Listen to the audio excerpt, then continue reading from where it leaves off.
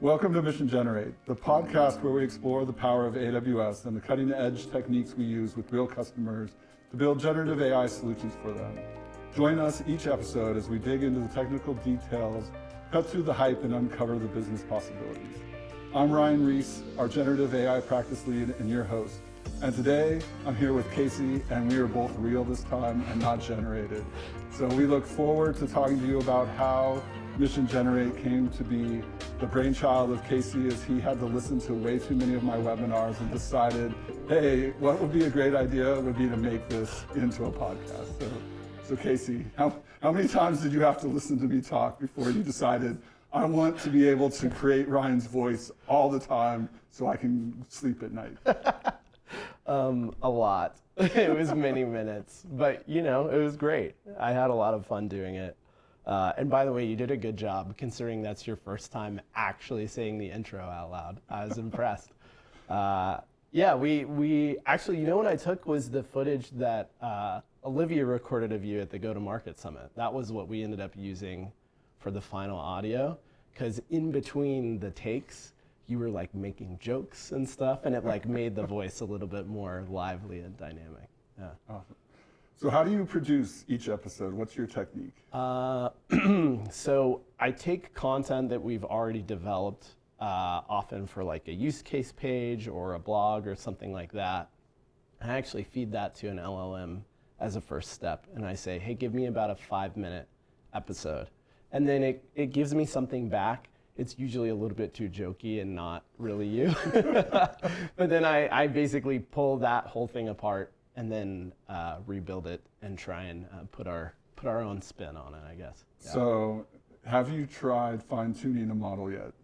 No, not really. I mean... Then we would have Ryan GPT. Yeah. No longer have to go to a meeting, Casey. I'm feeling the need here. 2024, that's the goal. You played with the LLM. You said it was too jokey, and sometimes they get very verbose. Have you changed any of the features in it? Because you can change, how long they are, or you can change kind of just the timbre and things of that nature. I tried a couple different prompts to sort of navigate it and see if I could get more of the feedback that I was looking for. But what I realized is that in the end, the way that it writes things, it doesn't write them as they should sound audibly. So actually one of the biggest elements we had to change was putting back in not ums, but those kind of filler words that you actually use when you're talking to people out loud. And without those, it felt much too scripted and sort of straight ahead instead of live and organic. Yeah. I do say way too many times. Do you? I actually don't know that about you. I get told that every once in a while. You need a better filler word, or better yet, use a filler word. You should just listen to the podcast more. And then I'll stop saying Yeah, you can find better filler words, yeah. Oh, there you go, exactly. What's a better child? I have to ask Titan. Give me a better filler word for Yeah. Or Or You know is good, yeah. But you're not supposed to use filler words, then you sound less professional. Well, I like being a little less professional in the podcast, so people kind of feel like we're joking around, which is also hard. The humor is really hard to get across, right?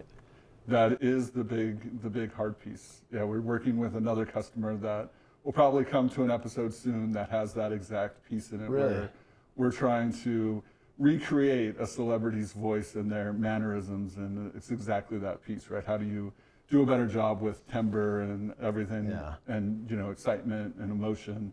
Because obviously on our podcast, it's kind of just monotone to a certain extent. There's a little bit of wobble in the monotone. There's a little, yeah. But not a huge amount. Wow, Yeah. If you're going to do this for real, you've got to really get that set up. Yeah, so all of the humor is deadpan at this point, because that's really the only thing it can nail in terms of delivery.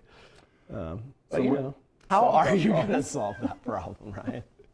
That is a work in progress right now with Ben and Max trying to figure out that. Okay. I mean, there's some cool models that come out constantly to explore. There's a system out there that we're kind of looking at as well called from Elven Labs that seems to be able to do a similar thing of creating somebody's voice from previous voice, but we haven't played with it enough. We have talked to some customers, right? content localization is a big deal, right? Sure. And so with Magellan TV, obviously we're doing content localization on all of their documentaries. And in a documentary, it doesn't matter, right? Because in a documentary, you're just trying to relay content. You're just trying, you can use summarization and all that to relay the content.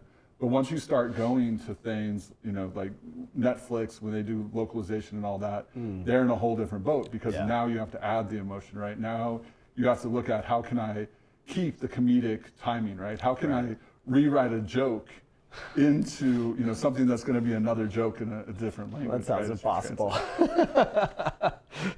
I know they're working on it. I mean, we're not, but documentaries are easy. Yeah, maybe the lower bar of all of those. Yeah, I all those categories. don't want to say it's easy because it's not easy. We've spent months of work to get it done. But it's easier than that problem. But it's definitely something we're looking at and going to be trying to build out as we go, because that content localization is a key feature.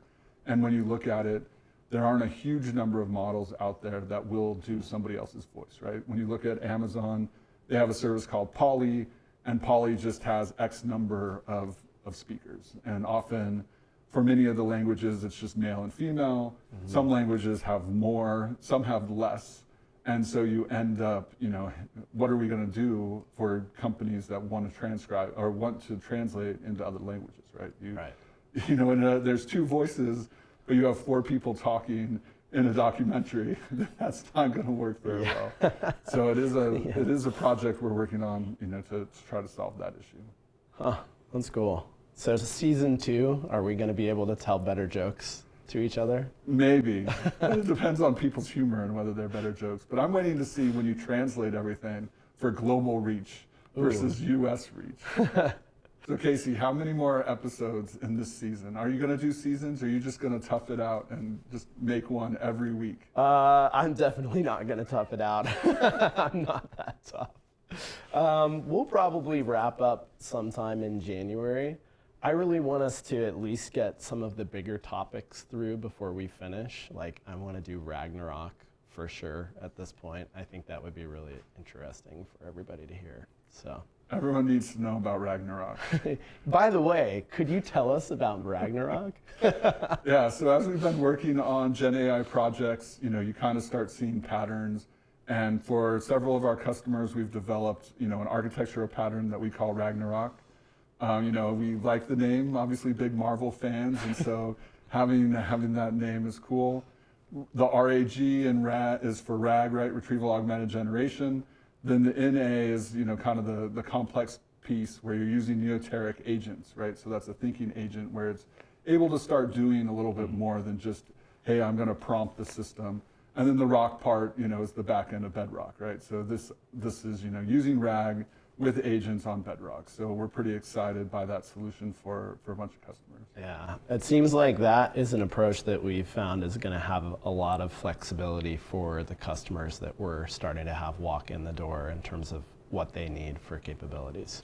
Yeah, absolutely. I mean, when you look at it, a lot of people are still on the fence of what's best, right? Do I use RAG or do I try to fine tune, right? And fine tuning becomes complicated because a lot of people just don't have a lot of documents, right? So you can't get a super great fine-tuned system going, while if you use RAG and you only have a few documents, it's only searching in that document space. And so you can get a lot better answer and, reduce hallucinations versus just asking the model itself. So it is definitely a first step for everyone on that path into, Gen AI.